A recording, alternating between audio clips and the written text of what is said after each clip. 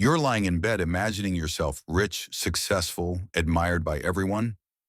30 minutes go by, then an hour, and yet you're still lying there. Or maybe you can't focus on work or school. Your mind's flooded with fantasy images, and your performance has taken a nosedive. You think you're lazy, not good enough, but you're not. You're not lazy. You're not incapable. You're addicted.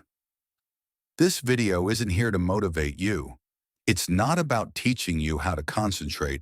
It's here to rewire your brain, to stop confusing imagination with action. And if you stay until the end, you'll learn how to break this loop of mental fantasy and reclaim the one thing it's been stealing from you: your drive to act. Chapter 1. From harmless daydreaming to a full-blown addiction, and how it steals your life without you noticing. You watch movies. You look at the people around you, the ones you admire. You dream of living a life like theirs. You picture your own success. You imagine people praising you. You want the perfect body, the money, the freedom to travel anywhere you want. All of it lives in your imagination. And your brain, it doesn't know the difference between what's imagined and what's real. It rewards you with pleasure, satisfaction, makes your ego swell with pride. It floods you with dopamine, and soon you're hooked on this mental world you've created. You keep coming back again and again, chasing that same dopamine high. So what is dopamine? It's a neurotransmitter, a chemical messenger in your brain. Dopamine is released when you experience pleasure, eating good food, receiving compliments, winning a game. When that hit of dopamine comes, your brain tags the moment as good and tells you to do it again. But here's the catch.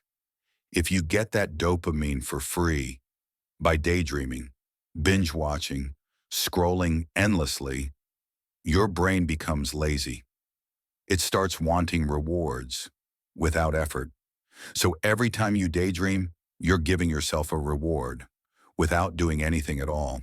And your brain logs it as, nice, we made progress.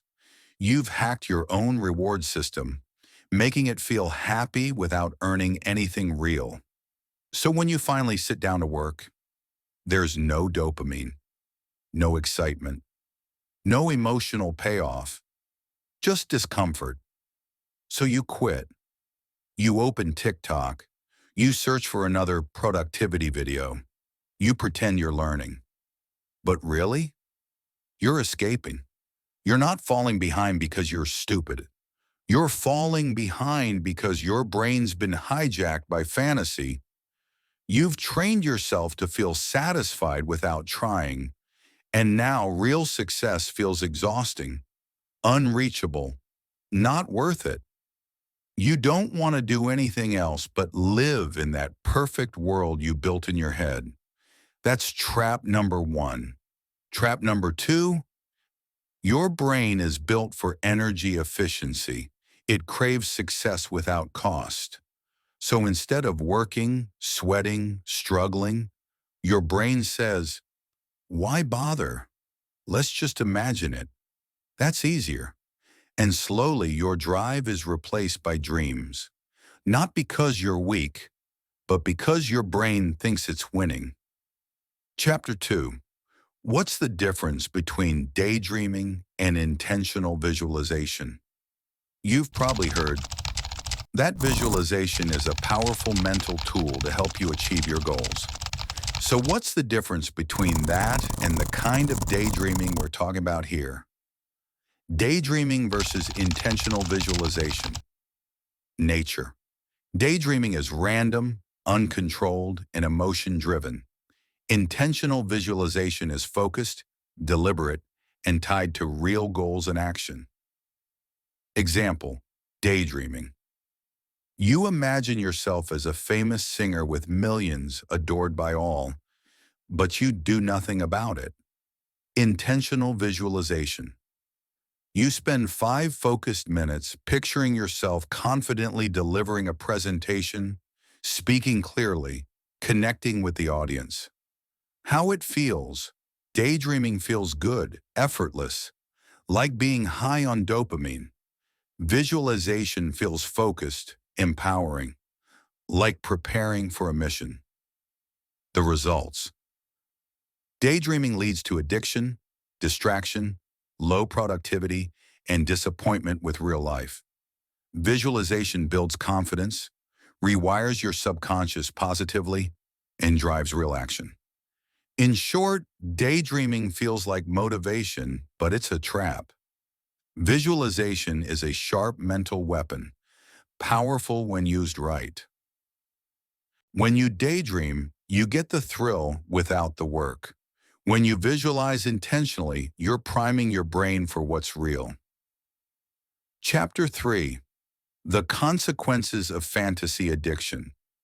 That sweet high is stealing your ability to act. You're not lacking ability.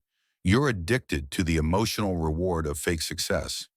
Your nervous system now prefers fantasy to reality, a world with no risk, no rejection, no failure, just pride, validation, and dopamine.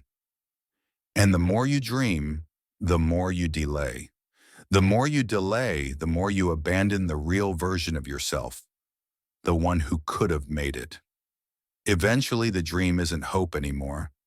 It's a comforting lie you tell yourself every day. Fantasy breeds fear.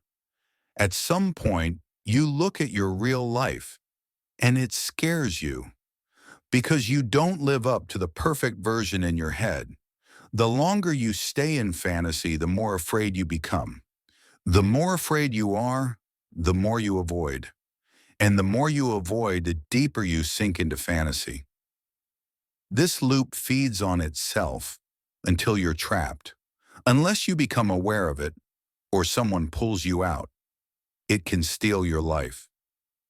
You'll lose years to hesitation. You might lose yourself completely. Chapter 4. How to break the fantasy loop. If you've made it this far, you now know what's been controlling you. You understand the fear, the numbness, the detachment. You understand why you can't focus, why your relationships feel distant, why your work is suffering. And that realization, that's the awakening. The moment you crave to break free from this addiction. That is your turning point. The next step, action. No more delays, no more mental rehearsals. It's time to act. You can reprogram your brain, not through dreaming, but through doing. You don't need a massive goal. You don't need some big moment. You just need to start small, real, and awkward. 10 minutes of focused work. Sending one uncomfortable message. Finishing one task that isn't glamorous, but is real. When you reward your brain for action instead of fantasy, everything changes. Final note, enough. Stop living in your head. You've made enough plans. You've imagined the ideal you 1,000 times, but that person isn't real. If you don't begin now, you'll end up mourning a version of yourself that never existed. Motivation doesn't come first. Action creates motivation. Don't wait for clarity. Move, even if it's messy. Act, even if you're scared. Start, even if you're not ready. Because if you don't, you'll drift further away from your real self, and one day you may never find your way back.